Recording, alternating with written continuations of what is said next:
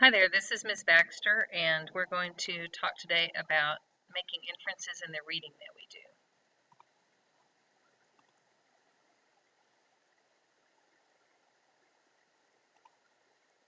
So exposition is a term that is used to discuss the part of a novel or a short story that happens near the beginning of the story, and it explains the backstory, the context, the setting, and the character.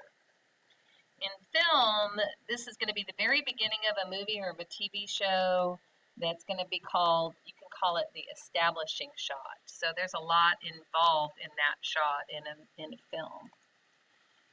It may be accompanied, for example, by a voiceover narrator who just gets right in there and starts giving you the exposition that you need to understand the film.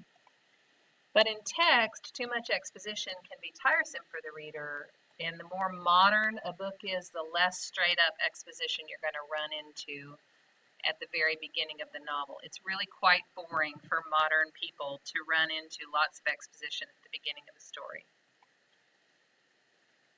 So we have this word, and the word is including, and Joe Walton is a science fiction writer who invented this word, kind of a mashup of including and clue, and also thinking about kind of embedding clues.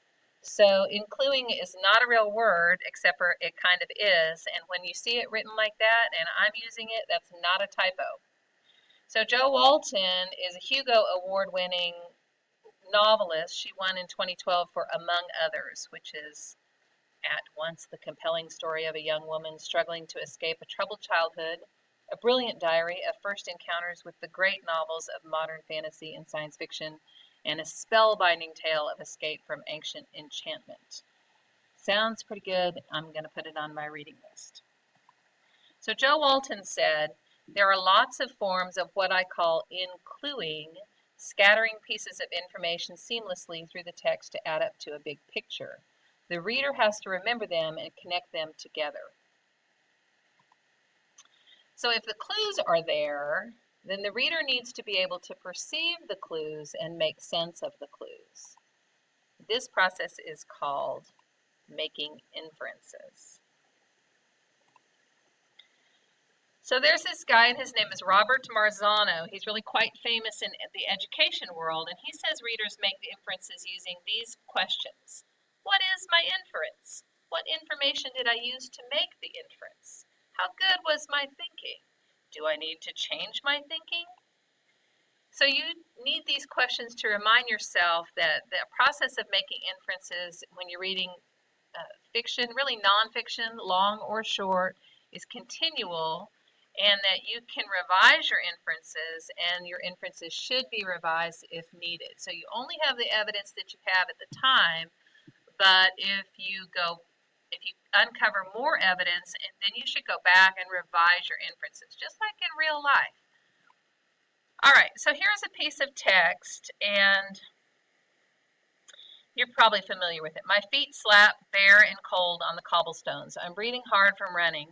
I've carried a rock with me. I slam the rock down hard on the padlock, pounding until it breaks free. That's at the very beginning of Blood on the River. In fact, it's the very first line of Blood on the River by Elisa Carbone. We're going to take this out of the show now, and I'm going to do some inferencing. And I'm going to insert comments. And in PowerPoint, this is kind of ugly, but in Word, it's a little bit more beautiful. So when you do this, you're going to do it in Word. So I'm going to insert a comment right here by my. And my tells me that this is a first-person narrator.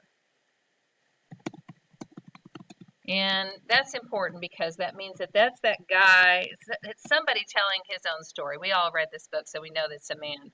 If you're reading this book for the first time, you would not know whether this was a boy or a girl, male or female, he or she. You would just know my, and you would know this is somebody telling his or her own story.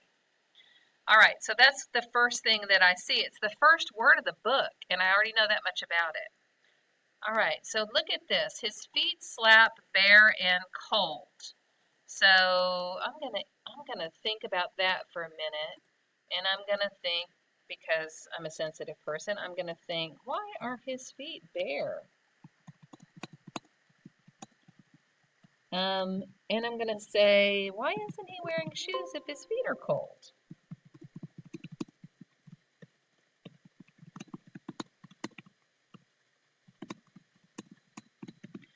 going to say, who doesn't wear shoes? Babies. Babies don't wear shoes. But he's running because his feet are slapping bare and cold on the cobblestone. So it's not a baby because babies can't run. Also, people tend to wear shoes when it's cold outside. So now I'm going to make an inference. And I could be right, I could be wrong, but is he poor? Is he a poor person? Okay, those are just a few inferences that I've put in this passage, but I'm going to share with you some more. It's going to get laborious if I type it, but I'm just going to share with you some more about this passage. So we know it's a first-person narrator. We know he's got bare feet and his feet are cold, so he would be wearing shoes if he could be wearing shoes. So maybe he can't afford any shoes. It says he's breathing hard from running, so he's running around something or other, running from somebody, running to something. I don't know what, but he's running for some reason. And then this amazing sentence that says, I've carried a rock with me. I've carried a rock with me. So on Law and Order, that's called premeditation. So whatever it is he's planning on doing, he has planned it out ahead of time and armed himself to do this thing. And then the next sentence says, I slammed the rock down hard on the padlock, pounding until it breaks free. So now I know that he brought this rock with him in order to break into a building that is locked with a padlock, or break into somewhere that's locked with a padlock. So my inferences are just going crazy at this point.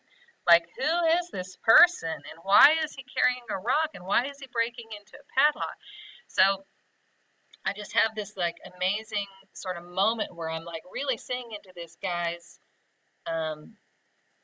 world, and I'm only like 4 sentences in. Actually, I'm a few more sentences into this than because I've left a little bit out right here, but I'm just a few more sentences in, and I've got this much inferencing, and my brain is going crazier. All right, so if we continue the slideshow from this point, okay. So what does all this tell us about this character? These are the inferences I'm going to make. He is no respecter of private property because he's breaking into someplace. He could be planning on stealing something. He's a criminal because he's breaking in and breaking into some places against the law. He's barefooted and he probably is poor and he may be desperate. And here's one that you might have missed because it's not really part of the action. It's part of the fact that he's the narrator. He's telling this story sometime after this act because he's telling about it in the past tense. So we know he survived this incident in order to tell about it later. Or he's telling about it later. He's looking back on the incident. So that's kind of interesting. So we got all those clues and we made all those inferences, and we need to think now about the whole reading process. And like the most important thing is that good readers get clues. You get the clues. The writer Jonathan Gottschall says, all of us understand that fiction is about fake people and fake events, but this doesn't stop the unconscious centers of our brain from processing it like it's real. When the protagonist of a novel is in a bad fix, we know it's all pretend, but our hearts still race, we breathe faster, and stress hormones spike our blood. When fictional zombies attack, we feel sick with real fear. When Old Yeller dies, we are floored by real grief. Your brain is involved in this process. So fMRI means like brain scan. Brain scan studies show when we experience these things, our brains light up as though that thing was happening to us, not just to the characters. So novels make us feel like we're experiencing an alternative reality because from the brain's perspective, we actually are. So to understand what we're doing, you have to sort of come back from your novel and look at the author-reader transaction. So what cluing did the author do? What clues did you, the reader, capture? What did you make of the clues that you captured? Remember, no one sets out to read a story or novel so you can have the pleasure of making inferences. Our minds make inferences in order to have the pleasure of experiencing an alternative existence, that fictional world. From a writer's point of view, introducing a character shouldn't be attempted. You shouldn't do it all at once. You have to offer clues through what the character says, what the character does, what the character thinks and feels, how the character looks, how other characters talk about or to the character. Meeting a character is like meeting anyone.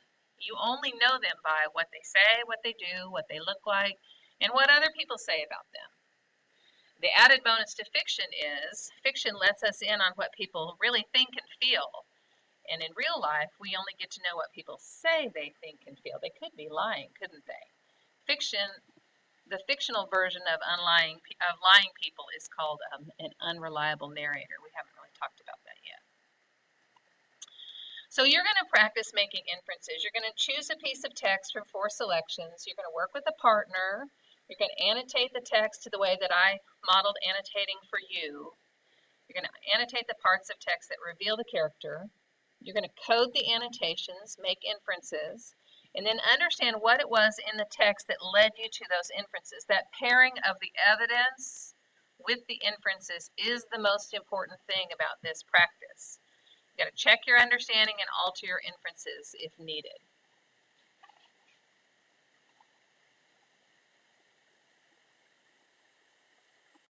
This Word file is in your notebook. It's in your OneNote notebook, and you want to download it.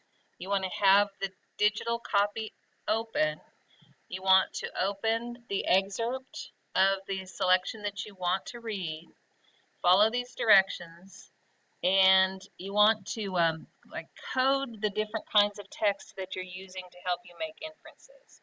So we've got these little codes right here, and what you can do is just copy them and paste them in your comments after you make the comments. And then you want to fill out this page, which is the page where you're actually making the inference, giving the evidence for the inference, and explaining how the evidence demonstrates the inference.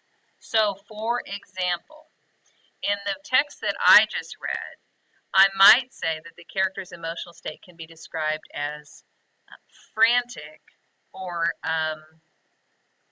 urgent. I'm inferring the emotional state of my character from this piece of text, and the text that I would refer to would be the text that would say, I'm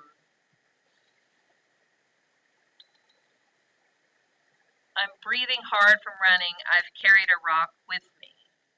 And the reason I can infer the emotional state as urgent or frantic from that is people don't run when it's not an urgent case, unless you're in PE, and he's clearly not in PE.